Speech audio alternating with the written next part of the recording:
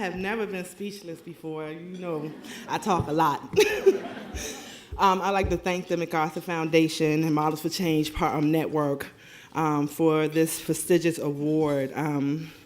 Seeing the video made me very emotional, but I'm gonna get through this. I just jotted down a few things.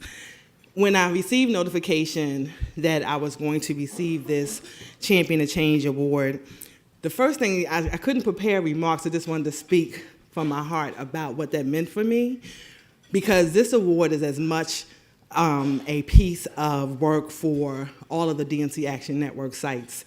And so many of you here today who I haven't seen in several years, this award really belongs to you, because while we had theories about change for DMC, you were actually the implementers on the ground doing the work. And that is an understatement in this particular field, particularly around issues of racial disparities. So I thank you for allowing me to lead you, but you taught me as much as you could have ever learned from me. When I was thinking about what this award means for me personally, it would seem that I've been fighting for someone else pretty much all of my life. And I'm not going to be long, but I just want to tell a really short story that my aunt had reminded me of this weekend. When I was in second grade, we received a pop quiz from our teacher. And the spelling quiz did not contain words that we had been introduced to. She never taught us the words. So when we all received our grades back, and we all received poor, my thing to the students, to my classmates, tear it up. It doesn't count. That's not fair. You can't grade us on something that we've never learned before, you never introduced. So as my teacher stared down the faces of 25 kids, 7 years old, who would all rip their papers up, because I incited it, she pointed her finger at me. She said, "Lisa Gary, if you ever use that power for good, God help the world." So it would seem that I have always been the fighter, and I'm okay. I'm okay with that charge. I want to give special thanks to the staff of Center for Children's Law and Policy, specifically Mark Solar, its executive director. He and I have shared a working relationship together for nearly over a decade now, a very special relationship. So I thank him for his leadership and allowing me to be me. Also, James Bell from the W. Hayward Burns Institute, who actually mentored me and trained me personally, and is a very good, dear friend to me as well.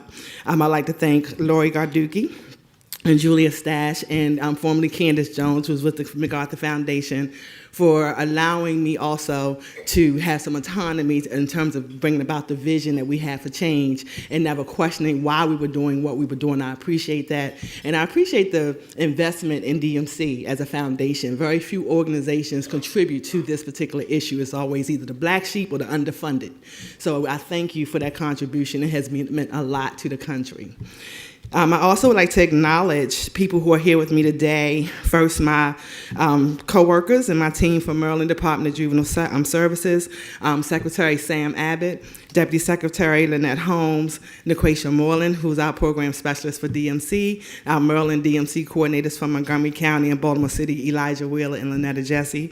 I'd like to thank you for embracing me in Maryland. Coming back from the national stage to the state has not been as difficult a transition, simply because, one, DJS, the secretary and deputy secretary, allowed me to work for state government, like I'm still a nonprofit, so thank you. Because you believe in kids, and you believe in the rehabilitation of kids, and you also believe in doing what is right and just for kids of color in particular.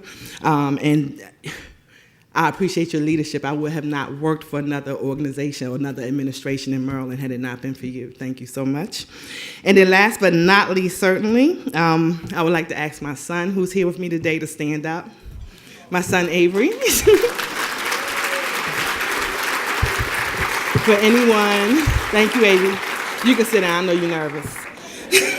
For anyone, any educators, do not be alarmed that he's out of school today. His teacher and I decided that he was going to have a social studies project from coming with me today. He's going to have to write about this. But the reason why I asked Avery to stand up, for those of you who know me and work with me, you either have seen Avery, met him, or you've heard me speak of him, because I am a single mother of an African-American boy. And so this work is personal to me. It is my passion, not just simply because I am someone who fights for justice, and I like the notion of fairness on the basis of, that we're not going to be unfair on the basis of race, but that we're going to have a fair, equitable, and efficient system for kids. I have no anticipation that Avery will become involved in the juvenile justice system, but if he does, I will very much be alarmed if the system did not look different because of all the efforts that we all have here in this system, because he unfortunately does have the stigma of being a black child in America, and he will one day drive while black, walk while black, breathe while black, and so the likelihood that he may have an encounter with the system or with law enforcement is there, and those are just the stats. So I'm not going to be overly political, but I just want to thank you, Avery, because you are the joy of my life. You have brought me so much joy and showed me so many things about me as a person, and the significance of you being here today is that I started doing DMC work when I was pregnant with you. So you're 9 years old, and I'm 9 years into this particular aspect of my career, so thank you so much. I love you. I'm sorry.